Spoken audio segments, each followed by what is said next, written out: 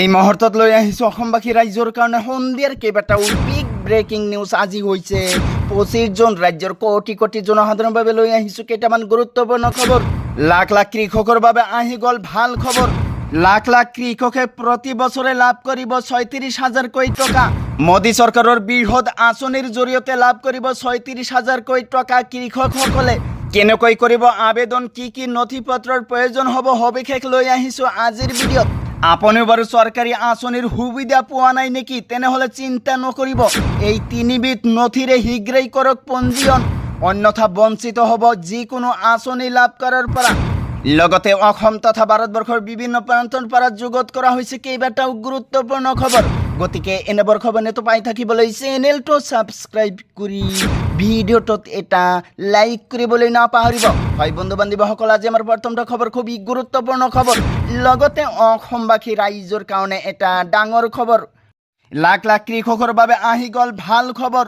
মাত্ৰ 55 টকা জমা কৰি প্ৰতি বছৰে লাভ কৰক 36,000 কোটি টকা। মোদী চৰকাৰৰ বৃহৎ আঁচনি কৃষকৰ বাবে। কৃষকৰ জীৱন সুৰক্ষিত কৰিবলৈ এই পদক্ষেপ চৰকাৰৰ। বৃদ্ধ বয়সত যাতে কৃষকসকল সমস্যাত নপৰে তাৰ বাবে এই আঁচনি কষ্টৰ ফল দিবলৈ সাজু মোদী চৰকাৰ। 60 বছৰ হোৱাৰ লগে লগে প্ৰত্যেক মাহে লাভ কৰিব 3,000 কোটি টকা পেঞ্চন। বছৰি কৃষকে পাব 36,000 টকাৰ আৰ্থিক সহায়। বৃদ্ধ বয়সত বেলেগৰ ওচৰত নিৰ্ভৰ নকৰিলেও হ'ব। কোনে কোনে পাব PM কিষাণ মানধন যোজনা? যিসকল কৃষকৰ 2 হেক্টৰ কৃষি ভূমি আছে তেওঁলোকে পাব এই আঁচনি। যিসকল কৃষকৰ 5 হেক্টৰতকৈ কম মাটি আছে তেওঁলোকেও পাব এই আঁচনি। সেইসকল কৃষকে লাভ কৰিব এই আঁচনিৰ সুবিধা। আবেদনকাৰীৰ বয়স হ'ব লাগিব 18 পৰা 40 বছৰ। আবেদনকাৰীৰ NPS, ESIC, EPFO নাম থাকিব লাগিব। আঁচনিখনত নিয়োগৰ প্ৰক্ৰিয়া অতি সহজ। মাহিলী প্ৰিমিয়াম বয়সৰ দ্বাৰা নিৰ্ধাৰিত হ'ব। কেনেকৈ কৰিব আবেদন সবিশেষ লৈ আহিছো আজিৰ ভিডিঅ'ত। অনলাইনৰ মাধ্যমেৰে কৰিব পাৰিব আবেদন। জমা দিব লাগিব আধাৰ কাৰ্ড, মোবাইল নম্বৰ, মাটিৰ নথি পত্ৰ, বেংক একাউণ্ট। প্ৰতি মাহে স্বয়ংক্ৰিয়ভাৱে কৰ্তন কৰা হ'ব নিৰ্দিষ্ট ধনৰাশি। 60 বছৰ হোৱাৰ লগে লগে প্ৰত্যেক মাহে লাভ কৰিব 3,000 টকাৰ পেঞ্চন। বছৰি কৃষকে পাব 36,000 টকাৰ আৰ্থিক সহায়।